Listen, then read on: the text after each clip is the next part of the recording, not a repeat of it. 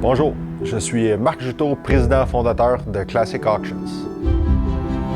À partir de fin des années 1980 et pendant le début des années 1990, j'ai travaillé dans un marché aux puces dans le Vieux-Port de Montréal. Puis à l'âge de 21 ans, j'ai décidé de partir Classic Auctions.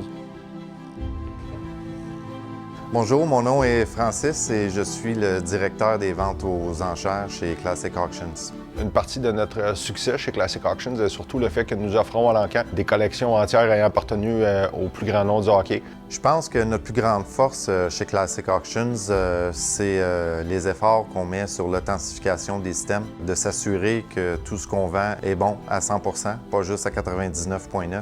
On porte une attention à tous les détails, que ce soit dans notre recherche, dans l'écriture des lots, les descriptions, dans la photographie et aussi dans l'expédition de vos systèmes. Classic Auctions est maintenant reconnue comme la maison d'encan numéro 1 par rapport au hockey à travers le monde. Et puis, une grosse partie de notre succès est qu'on fait affaire directement avec les joueurs et que plusieurs anciennes vedettes ont fait confiance à Classic Auctions pour leur collection personnelle. Chez Classic Auctions, présentement, on fait 3 encans par année, offrant habituellement plus de 1000 lots dans chacun des encans, donc environ 3 à 4 000 lots par année. Il va toujours avoir quelques items d'autres sports à faire à chaque encan, des objets de baseball, de football, de basketball. Toi, tu le mets dans une boîte. Quand tu le gardes, tu n'as plus de place, tu as des gilets d'une place à l'autre. Mais celui qui la jette, lui, wow! Là, il se passe sa collection à lui.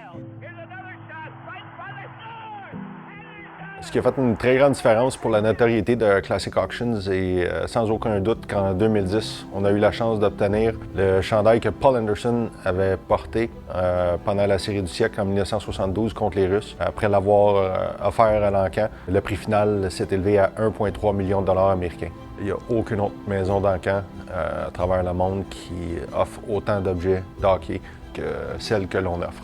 Dans mon premier emploi, à un tout jeune âge, mon gérant dans le temps m'a appris quelque chose, que la présentation était la moitié de la vente.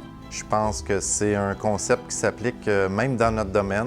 La recherche a été faite, on sait exactement de quoi qu'on parle, il est bien décrit, il est bien photographié. Ça va juste aider l'item à se vendre à un meilleur prix. Tu ne peux pas travailler dans une maison d'enchères qui se spécialise dans le hockey si tu n'aimes pas le hockey, que ce soit les Original Six ou le hockey d'aujourd'hui. Faut que ça soit dans ta DNA d'aimer ça.